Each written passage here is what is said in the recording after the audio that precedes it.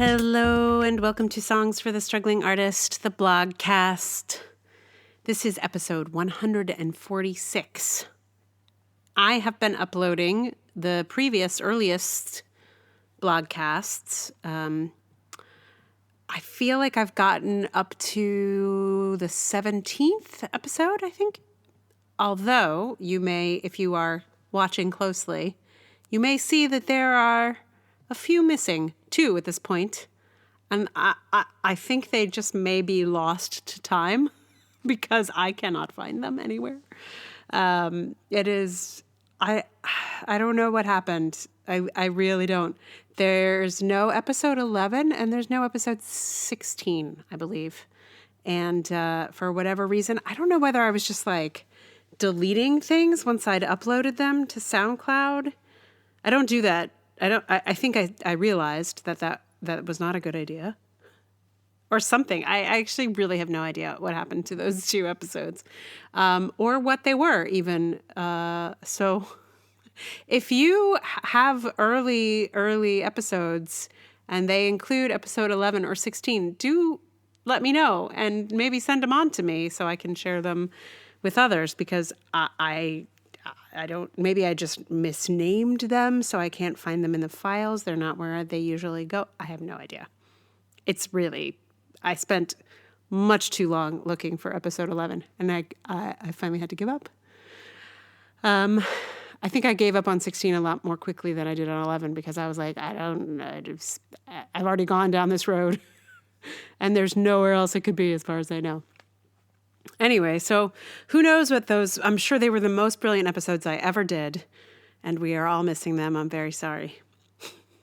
But I will continue to upload those, so if you are interested, curious to hear the earlier episodes, they're not from so long ago. They are from what feels like a more innocent, nicer time, because it was 2016. Which is not technically that long ago, but it feels like a lifetime, given all that's happened in the world since then. But yes, so far I've gotten up to 17, and I will keep uploading them. The only thing that's a bummer about uploading them is that the way Anchor tracks listens, it tells me the average number of listeners per episode. So the more episodes I add, the more that number just goes down. And I like to see it go up. But I can actually just look at the total number of downloads, and that number is much better. It's just funny that sometimes I'm like, I think I'm going to wait because I don't want to watch that number go down too much today. Yeah. So, but check those out. I feel like in those earlier days, also, I was doing mostly my own songs, so you can hear some more Bright Red Boot songs, some more songs of mine, not so much covers. The covers kicked in once Trump got elected, basically. So if you want to hear more originals, going back to the beginning is probably going to be for you. So today's blog is one that did not get a lot of views, I will say, but I was pretty proud of it. So I'm very glad to get to share it with you now. And it is called The Velvet Rope. After the show, we went to the lobby to wait for the actor to emerge after her performance. The lobby was pretty busy. There seemed to be a little reception in progress, featuring sparkling wine and chocolate. The party was cordoned off with a velvet rope. We were on the other side of the velvet rope. The party, we guessed and later had confirmed, was for donors to the theater. We had been given to understand that the actor would be appearing here eventually. We had been told to look for her here, on our side of the rope. As the theater emptied out, only a handful of us stood on the peasant side of the velvet rope. Among us were the actor's family and her friends. You might wonder why we didn't simply unhook the rope from the stanchion and go in. Well, this theater had thought of that, too. It was so important to them to maintain the separation between the donor class and us plebeians that they had an intern on duty to police it. He dutifully unhooked the rope to allow donors out and did his best to look forbidding to those of us on the outside. He made it clear that this party wasn't for us and we were not to be included. For a good long while, this theater's lobby featured a small party of about 24 people drinking Prosecco inside a velvet rope and 7 people standing around outside it, policed by an intern and his boss. The party proceeded like this for some time. That is, until I spotted and made complicitous eye contact with the actor, who, after all, was the woman of the hour, and finally I just unhooked the velvet rope and ran in to give her a hug. Seeing the actor showing me such warmth, the woman in charge of this party, who had clearly found our presence distasteful before, now invited us to eat and drink. We had all been brought inside the rope. There was no one left outside it. I don't know what happened to the actual velvet rope after that. It had been designed to keep the riffraff out, and once the riffraff was inside, there was no purpose for it anymore. As someone now on the inside, the rope was no longer of any concern to me. I expect that to those who had been inside all along, the velvet rope barely registered their attention. Did they know it was there? Once I was inside it, it ceased to be important to me. But before I got inside, that velvet rope and the people policing it were my primary focus. This exercise in absurdity seems to me to be the perfect allegory for the American theater, and maybe for American art in general. The theater, where this happened, states in their mission statement that they seek to create broad public access and to bond the diverse New York community. And yet, with a simple velvet rope and a zealous gatekeeper, they created division and diminished access right there in their very own lobby. It's not just them. This absurdity plays itself out through almost every arts organization in America. A few years before, just down the street from this theater, at another arts organization I used to work for, a crowd of artists sat in the lobby while the party, for us, went on upstairs because the gatekeeper would not let us up. And that's just a literal example. The whole field seems to be arbitrarily divided up by absurd velvet ropes. Once you have been invited inside, you can enjoy the Prosecco and chocolate and opportunities. But when you're outside, you just sort of stand there awkwardly trying to make eye contact with any friends you might have inside. And woe to the person trying to get into the party without any friends inside. Trying to make art in this country is like trying to get inside the velvet ropes without any friends inside. There are multiple forces at work that are actively trying to keep you out. There are things like submission fees, onerous grant application processes, and requirements for references from well-known persons. This is a way to prove you have a contact inside the party. There are ways to increase your chances of getting past the ropes, depending on your field. Getting an MFA might introduce you to an insider. That's indirectly how I met my insider at this donor theater party. Or interning at the right spot might help you rise up the ranks. But your best shot is being born into a social circle or with access to someone who knows someone. And of course, just making it inside the ropes for one day, for one party, won't really help you in the long run. You need to be a regular insider, to become so used to the Prosecco and the chocolate that you don't even notice them at the party. In order to stand a chance of having your art produced, you need to be so far behind the barriers that you forget the velvet ropes entirely. The difference between a struggling artist and one who has made it lives in those velvet ropes. The struggling artist is acutely aware of where the ropes are and who is guarding them. They are, after all, designed to keep us out.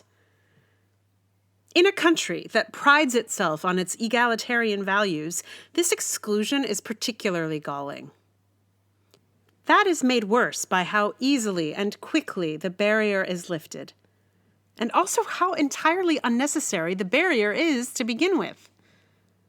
There was so much Prosecco and so much food at this donor party that the staff had to take boxes of it home to prevent it being thrown away. That velvet rope made me feel that this theater would rather throw their chocolate away than let me have it. Then I got a nod of approval from an insider, and suddenly I could have all the chocolate I could have wanted. There was no difference in my quality on one side or the other of that rope. I was the same person on both sides of the barrier. Inside, I had approval. Outside, I was a nuisance. It is not nice to feel like a nuisance, and yet, because I am outside the rope most of the time, I do feel it a lot. I made myself go talk to a famous actor recently. While I was telling her how much I admired her work in the show she'd just done, I felt fine. Like the metaphorical velvet rope between us didn't matter at all. But as soon as I tried to hand her the play she'd inspired me to improve and keep going on, I felt the velvet rope pop up. Whether on my side or on hers, it doesn't really matter. The point is, it showed up. I felt like a nuisance and an idiot. The sense of humiliation was profound, even though there was no actual rope. Part of what is so difficult about being a perpetual struggling artist is constantly bumping up against that rope. If you have a well-connected friend or two, you may on occasion find yourself on the other side for a moment. But a well-connected friend will not protect you from all the other velvet ropes that arts organizations put up to keep out the riffraff. At the heart of the velvet rope distinction, it feels like those who are on the inside are just better people. If you're a writer with an agent, then you must be a better writer than one without. If you know a famous person, you must be cooler than your average person. It is not so far from the American sense that money just makes you better, that the rich are rich because they worked hard and deserve it. They're just naturally inside. What's ironic is, I would wager you a bottle of Prosecco that the donors inside the rope don't care a bit about keeping out the riffraff. It is the gatekeepers that are concerned about it. And very concerned they are, indeed.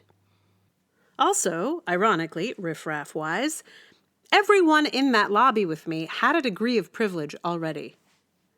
The tickets at that theater are quite expensive. So the separation is not between top-hatted monocled millionaires and fingerless gloved ragamuffins. It's the difference between someone who can afford to donate a building and someone who can afford to enter it. The riffraff are people who can pay to see esoteric theater for an average price of $75 a ticket. In the case of this theater, with its mission to bring people together, it was a literal velvet rope. But arts organizations put up metaphorical velvet ropes every day. If you run one, look at how and where you put up barriers to access. Anything you put in place to reduce your submissions, for example, that's a velvet rope. Obviously, you can keep it there if you want to, but if you're only including the agented, the recommended, the degreed, or the submission feed, you're sending a message that you are only interested in privileged artists, that you prefer your donors to your audience, that you only want insiders. Your velvet ropes say that you only want to give that Prosecco to the people who have a case of Prosecco at home. If, like this theater, you aspire to create broad public access and to bond your community, you have to let your velvet ropes go. So, do you know that there are 2 songs called The Velvet Rope? I did some research and discovered there's one that's kind of a hit I guess it was last year, maybe. It's like really current. But that one was not going to be the right vibe for this post. But the other one is a Janet Jackson song from her album of the self-same name, The Velvet Rope. So I have now covered a Janet Jackson song. This is something I did not expect to happen. I would never have predicted. But sometimes this blogcast leads me to very interesting places. I will put that song for you here in just a minute. Meanwhile, if you like the podcast, you want to support it, that would be amazing. Like and subscribe on iTunes, I'm told. Some 5-star action over there would make a big difference. I don't know. I know it's technically Apple Podcasts, but I don't know whether you have to go to iTunes in order to rate and anyway, someone tell me the lingo. Apparently, Apple is very concerned about their branding, and there is a distinction between Apple Podcasts and iTunes. But I think you have to go to iTunes to rate an Apple podcast. I don't actually know, but if you know, please tell me so I can tell everybody the right thing. I don't want to mess with Apple because I'm just a struggling artist over here. So do that if you want to. Also, you can support me in the making of this podcast by becoming my patron on Patreon. It's Emily R. Davis is where you will find me there. So patreon.com/Emily R. Davis. You can do it for as little or as much as you like. And if you're not keen on the pay per blog post model, I do have another one set up, although I currently have no patrons on that particular membership model. But if the other way seems too confusing for you, kick it off on that other thing. I just letting it sit there. It may or may not turn into something, but we'll see. Other places you can offer your support are on PayPal /struggling artist would be the place to find me there, and on Ko-fi under my name, Emily Rainbow Davis. So if you have a few dollars to throw my way, it will make a difference. Believe it or not, this blogcast has made me $1.05. So I'm not sure I can even say that because I used to be paying for SoundCloud. So that $1.05 that I made on advertising briefly has not really paid that back yet. Anyway, so it would be great to have this be a not losing money proposition. Anyway, your support is much appreciated no matter how you provide it. Just listening is incredibly meaningful to me. So whatever you're doing is great. Keep it up. Thank you. So the Velvet Rope. I messed around a little bit with this one. I was playing a bit with a delay effect on the electric guitar and a lot of reverb. So it's a very echoey situation, which actually is a little tricky. Anyway, I think it's fun to play with, and maybe you will enjoy it as well. I feel like I would maybe with an actual audio engineer want to play with this song in more kind of more. I would like to play with it more. But as a first draft, I shall give to you Janet Jackson's The Velvet Rope.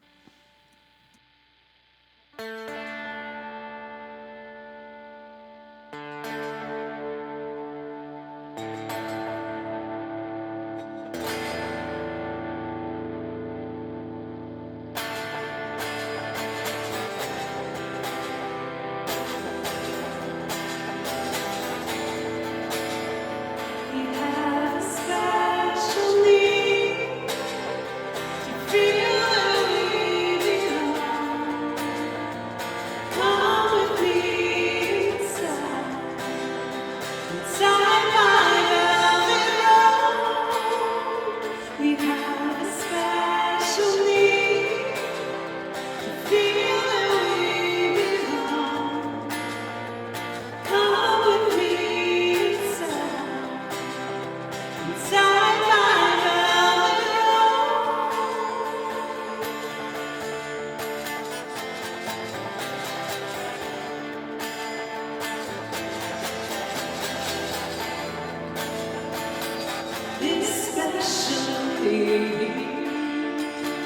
that's within us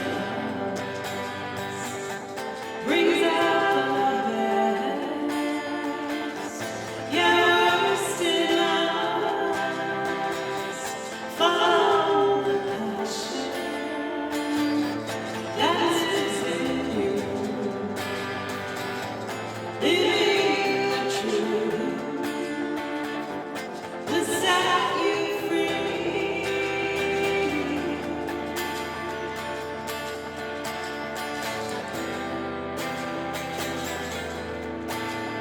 We have a special need to feel that we belong. Come with me inside my velvet room. We have a special need to feel that we belong. Come with me inside my velvet room.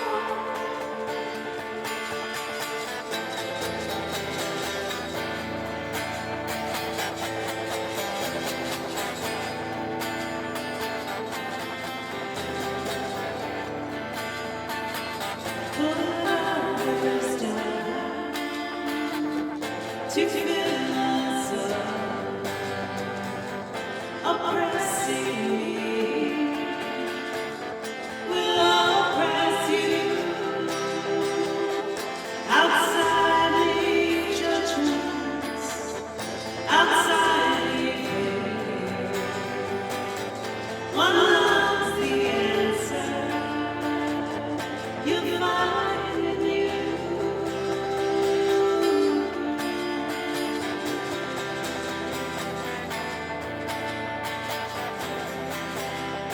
We have a special need to feel that we belong. Come with me inside my room.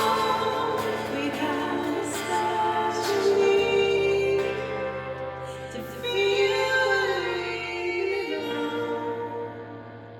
Come with me inside my velvet room.